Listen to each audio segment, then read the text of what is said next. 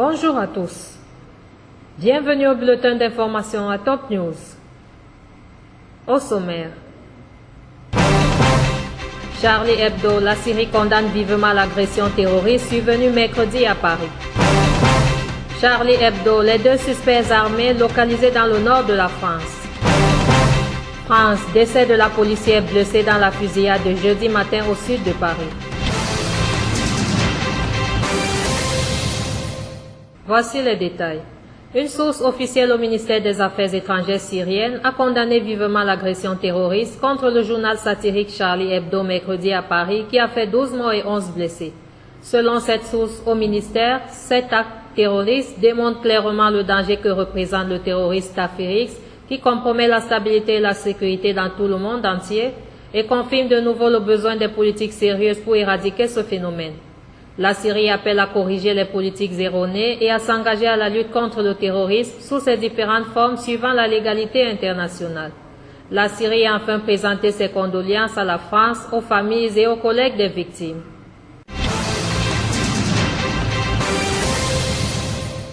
La conseillère politique et médiatique à la présidence de la République syrienne, Mme Bouteina Shaban, a affirmé que la Syrie assistera à la réunion de Moscou qui a pour but de se mettre d'accord sur la tenue d'une conférence du dialogue. Dans une interview avec la chaîne Al-Mayadin, Mme Shaban a indiqué que la rencontre de Moscou est consultative pour discuter sur des bases selon lesquelles se tiendra la dite conférence. Elle a précisé que le dialogue aura lieu entre les partis représentant le gouvernement et le peuple et celles représentant l'opposition. Une source militaire a déclaré que des unités de l'armée arabe syrienne ont tué des terroristes et blessé d'autres à Khan al-Souboul, Tal Denit, Kaminas, Seja, Ain Martin, Zezoune, Abu Dou et Mehmet al-Daher dans la banlieue d'Idlib.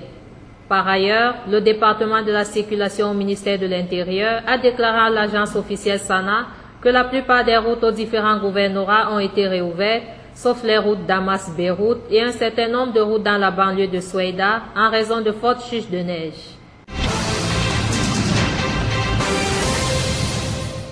Liban.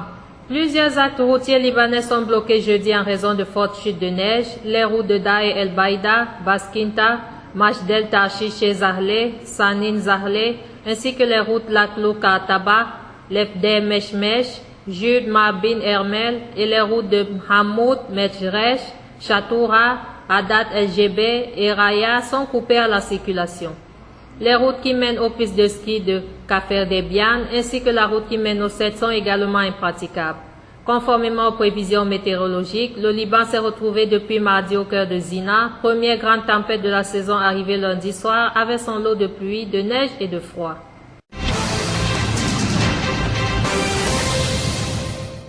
France. Les deux suspects de l'attentat contre l'hebdomadaire Charlie Hebdo ont été vus jeudi matin dans le nord de la France alors qu'ils étaient à bord d'une voiture Clio grise et porteurs d'armes de guerre, a-t-on appris de sources proches de l'enquête. Le gérant d'une station essence à proximité de la petite ville de Villiers-Cotterêts a formellement reconnu les deux hommes soupçonnés d'avoir participé à l'attentat de Charlie Hebdo, a expliqué une de ses sources. Les deux hommes étaient en possession de Kalachnikov et lance-roquettes, a confirmé une autre source. Les plaques d'immatriculation ne correspondent pas au véhicule, a expliqué cette source. Les brigades d'intervention ont reçu l'ordre de s'équiper de fusils d'assaut et d'équipements de protection, a ajouté une source policière.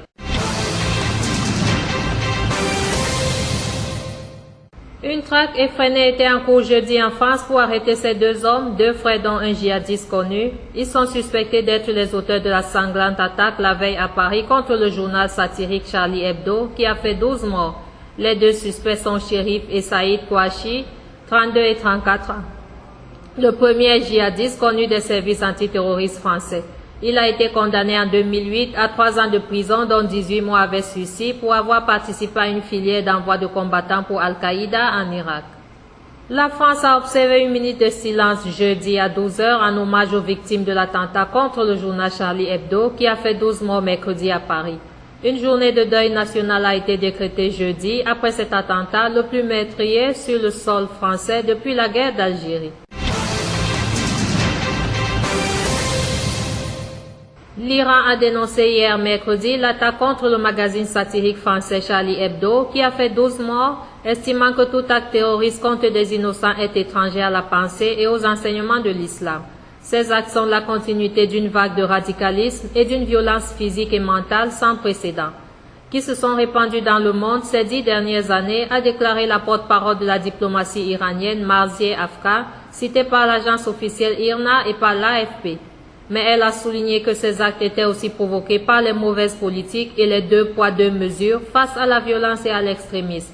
Madame Afkar a également rappelé l'affaire des caricatures provocantes à l'encontre du prophète Mohammed, paru dans plusieurs journaux européens, dont Charlie Hebdo en 2005-2006, qui avait provoqué des manifestations dans plusieurs pays islamiques.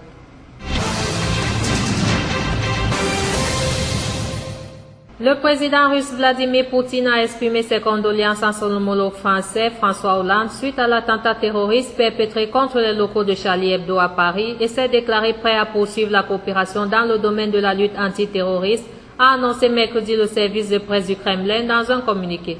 Nous avons la conviction que la lutte contre le terrorisme est impossible sans coopération multilatérale, a déclaré le porte-parole du président russe Dmitry Peskov.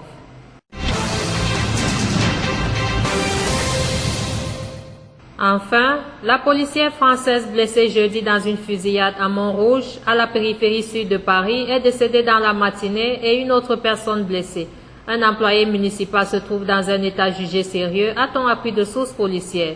Au lendemain de l'attentat contre l'hebdomadaire Charlie Hebdo qui a fait 12 morts mercredi à Paris, un homme porteur d'un gilet pare-balles, d'une arme de poing et d'un fusil mitrailleur a ouvert le feu peu après 7h GMT sur les victimes. L'auteur de cette attaque était toujours en fuite en milieu de matinée. Merci à vous qui nous suivez de Beyrouth et partout ailleurs. Bulletin présenté par Anna et Carmen.